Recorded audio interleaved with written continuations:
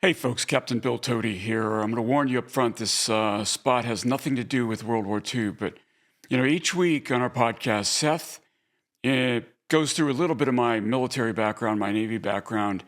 Um, we've never really talked about my civilian background, my post-Navy career, and I actually spent 15 years in industry, starting at various companies, Hewlett-Packard, Raytheon, um, and ended up at L3 Harris and CEO of a company called Spartan.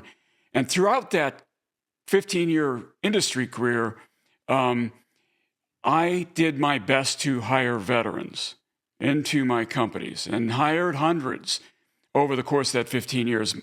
What I learned over time was that those veterans weren't succeeding in their civilian careers in the way that I would have hoped. Now, veterans bring a whole bunch of great skills to the table when they join industry. Teamwork, the ability to endure through hardship, what we call in the military, embracing the suck. They become really good at that kind of stuff. But they fail in other ways, and my success rate in hiring veterans was nowhere near as good as I hoped it would be. So towards the end of my career, I tried to do some analysis and figure out why my success rate wasn't so good. And it occurred to me over time in analysis that the problems weren't one-off problems. I could counsel individual veterans to see if they could do a better job, but the problems turned out to be systemic. It affected all of them. And the thing that really surprised me is that the problems were created by the military itself, in the training that they gave active duty folks when they left active duty. Now, when you leave active duty, the military purports to want to prepare you for civilian life. But what they're really interested in is making you feel good about your military career. I don't blame them for that. What I do blame them for is misleading veterans as they leave active duty and telling them that their skills that they gained on active duty are going to be directly translatable to civilian life. And often they are not. If the veteran doesn't modify the way he approached his active duty job or her active duty job, then she's going to fail in her civilian career. And that's what I learned over the course of that 15 years.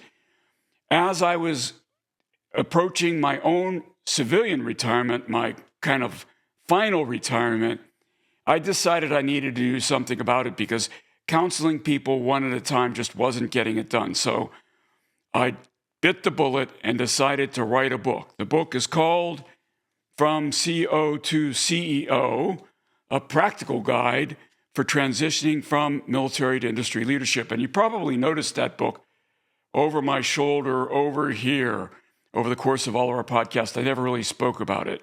So, for example, one of the lessons I incorporated in the book is something that I learned over the course of time. When I was leaving active duty, the transition program instructor told us that all your civilian employer wants from you is good leadership. And I believed it. Of course I believed that. I wanted to believe it because I believe, like most transitioning active duty people believe, that I was a good leader. So if all my civilian employer wanted was good leadership, then I'm set for life, right? Wrong. If I would have given it 20 seconds of thought, I would have realized that that's not even true in the military.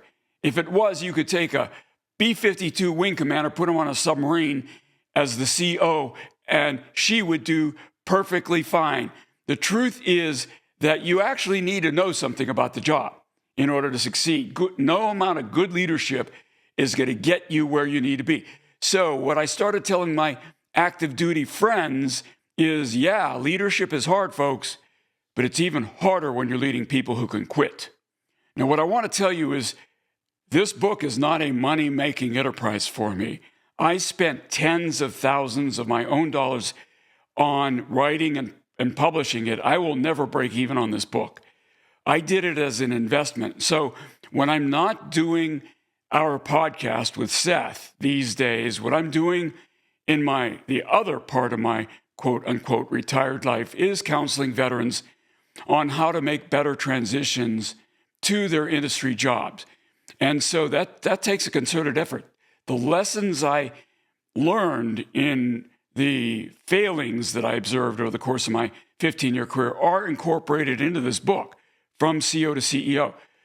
So all of this to say, if any of you know an active duty person who's within, let's say, 3 years or so of transitioning to civilian life, and you want to give them a jump start on that civilian career, it really would help them to point them towards the book. I'll leave the link to the book in the show notes here below, but I really want to help veterans. I spend all my time. I don't charge anything for this. I'm doing it as kind of my way to give back to those folks that have given so much to our country. And if you want to help them, I hope that my book does them some good. I've received a lot of feedback that it is really helpful, even up to the 4-star Admiral and General level, who said it's the best book they've read on career transitioning to civilian life. So the book, again, is From CO to CEO, a practical guide for transitioning from military to industry leadership, focus on leadership in that title. And it's available on Amazon and everywhere else. So again, the book's name is From CO to CEO, a practical guide for transitioning from military to industry leadership, by yours truly.